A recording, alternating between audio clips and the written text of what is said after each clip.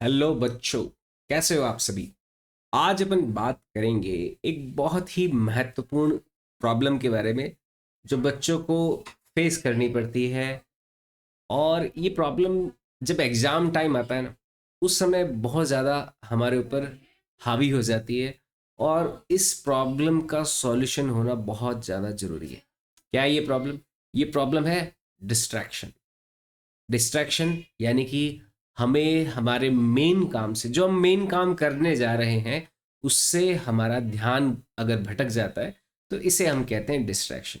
हम हमारा कोई मेन काम कर रहे हैं, हम कोई पढ़ाई कर रहे हैं, हम हमारा कोई होमवर्क कर रहे हैं, और ऐसी परिस्थिति में कई सारे डिस्ट्रैक्शंस आते हैं। मोबाइल का डिस्ट्रैक्शन आता है, मम्मी पापा ने कोई काम करने को बोल दिया, वो डिस्ट्रैक्शन आ जाता है। घर में कोई टीवी चल रही है, उससे कोई आवाज़ आ रही है, उसका डिस्ट्रैक्शन आता है। बैठे बैठे किसी कोई बात कहीं की दिमाग में आ जाती है, और उसी से ही हम कल्पनाओं में आगे से आगे जाते जाते जाते कहानियां बुनने लगते हैं। और फिर थोड़ी देर बाद पता चलता है कि अरे, पढ़ाई करनी थी अपन को। तो ऐसे ऐसे डिस्ट्रैक्शंस आते हैं। तो इन डिस्ट्रैक्शन से कैसे बचा जाए? क्या हम ऐसी प्रैक्टिस कर सकते हैं कि ये जो डिस्ट्रैक्शंस हैं, इनसे हम अपने आप को बचाते हुए जो हमारा मेन काम है उसी पे फोकस करें, और उसी पे ही हम अपने आप को साध लें? तो इसे देखो, करने के लिए क्या करना चाहिए। पहले तो आप डिस्ट्रैक्शन को लॉजिकली समझिए कि ये हो क्या रहा है, ये है क्या, वाकई में डिस्ट्रैक्शन होता क्यों है। इसको समझना बहुत ज़्यादा ज़रूरी है। देखिए, जैसे आप अभी पढ़ाई कर रहे हो, मान लीजिए कोई फिजिक्स का टॉपिक पढ़ रहे हो, न्यूटन्स लॉज ऑफ मोशन या इस तरह का कोई रे ऑप्टिक्स का, लाइट का, इसके बारे में कुछ आप पढ़ाई कर रहे हो।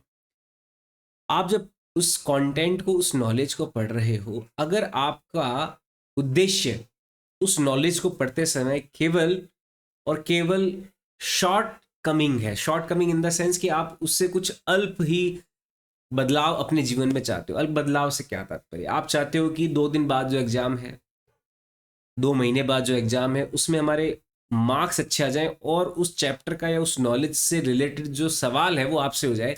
अगर ये आपका एक शॉर्ट कमिंग, अगर आपका कोई उद्देश्य होगा, तो आपकी जो फुल कॉन्शियस और अटेंशन है उस नॉलेज में सोक नहीं कर पाएगी, उस नॉलेज में डूब नहीं पाएगी। इसको आप इस तरह से समझिए कि आपका जो फोकस या मन है, ये एक गद्दे में यूज होने वाला जो फोम होता है ना, गद्दे में यूज होता है जो फोम, जिसको अपन पानी में अगर डुबोते हैं तो पानी को पूरी तरह से चूस लेता है, सोक हो जाता है पानी उसके अंदर, और उसको बाहर निकालते तो बहुत सारे पानी को लेके निकलता है।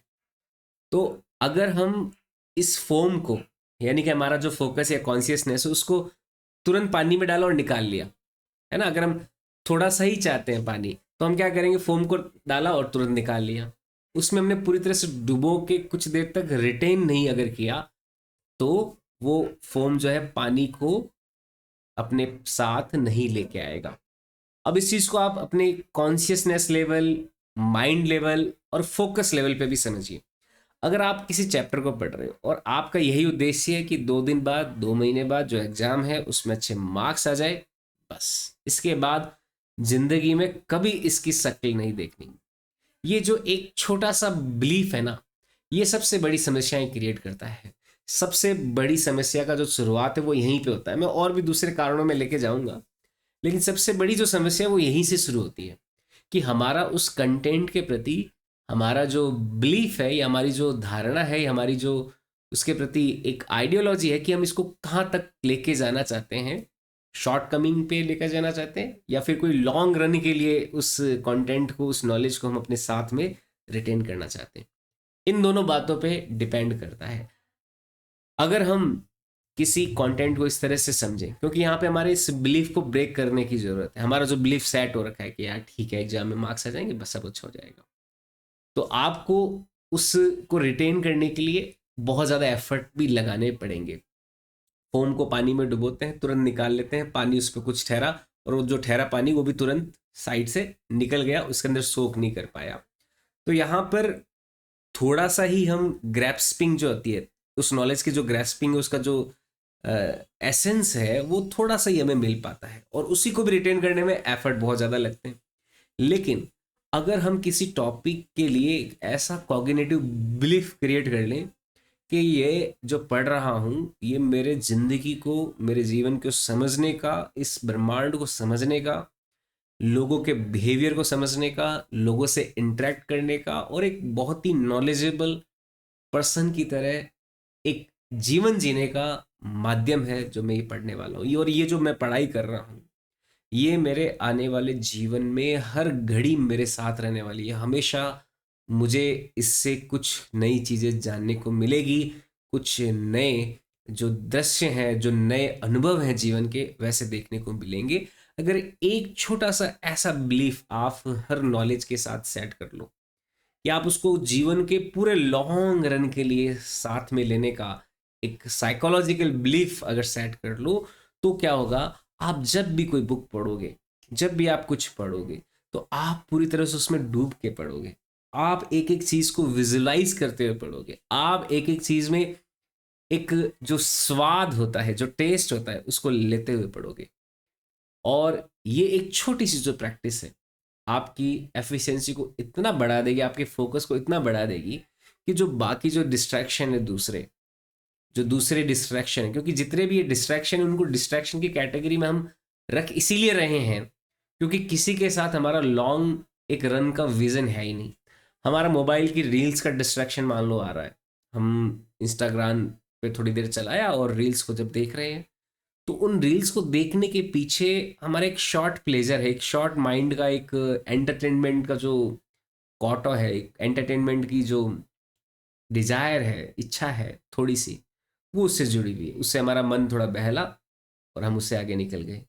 लेकिन वहां पर भी क्योंकि हमें शॉर्ट कमिंग के लिए ही वो रील्स वगैरह देखनी है, तो वो भी हमारे दिमाग में रिटेन नहीं करेगी इन्फॉर्मेशन। उसको भी अगर हम लॉन्ग रन के लिए रिटेन करना चाहें तो हमें एक डूबने की जो प्रवृत्ति होती है, उसमें के अंदर घुसने की जो प्रवृत्ति है, उसकी ओर जाना पड़ेगा। तो क्षेत्र कोई सा ही हो, चाहे वो मनोरंजन का ही क्यों क्षेत्र ना हो, अगर आपको एक बेहतर से बेहतर एक्टर भी बनना है तो भी आपको उसमें डूबना ही पड़ेगा। आप शॉर्ट कमिंग एक गोल और विजन के लिए या शॉर्ट कमिंग रिजल्ट के लिए अगर आप कोई एक्ट करोगे, कोई प्रयास भी करोगे, तो उसके परिणाम उतने अच्छे नहीं होंगे। और अच्छे परिणाम नहीं होने की वजह से आपके पास डिस्ट्रैक्शन के जो एक बिहेवियर है आपके अंदर, वो भी आपको बहुत ज़्यादा देखने को मिलेगा।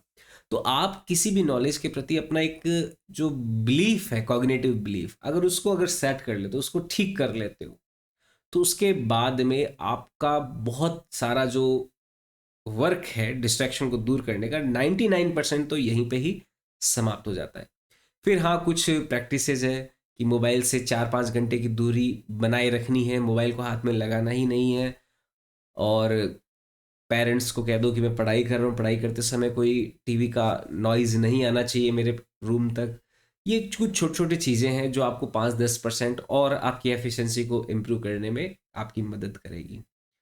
तो ये एक पूरा प्रोसेस है, ये एक पूरा प्लानिंग है जिसकी सहायता से आप आपके जीवन के जो डिस्ट्रैक्शंस हैं उनको काफ़ी हद तक दूर कर सकते हो। और जो आप पढ़ाई कर रहे हो, जो आप सीख रहे हो, उसको बहुत अच्छे से सीख सकते हो और फिर उसी लर्निंग से अपने एग्जाम को अच्छे से दीजिए और लाइफ में सक्सेस हासिल कीजिए। एक बार यहाँ पर सीख लिया तो आने वाले जीवन में कभी भी आप किसी भी लक्ष्य को केंद्रित करके उसके लिए जो आवश्यक तत्व है, जो आवश्यक ज्ञान है, जो आवश्यक एफर्ट्स हैं, आप उनको भी साथ साथ लगा पाएंगे। बहुत बहुत धन्यवाद मित्रों। उम्मीद करता हूँ आपको ये वीडियो बहुत अच्छा लगा होगा, समझ में आया होगा। कोई प्रश्न हो तो कमेंट सेक्शन में ज़रूर पूछिएगा। वीडियो को लाइक भी करें और हमारे चैनल को अगर आपने अभी तक सब्सक्राइब नहीं किया है तो प्लीज़ उसे सब्सक्राइब भी ज़रूर करें।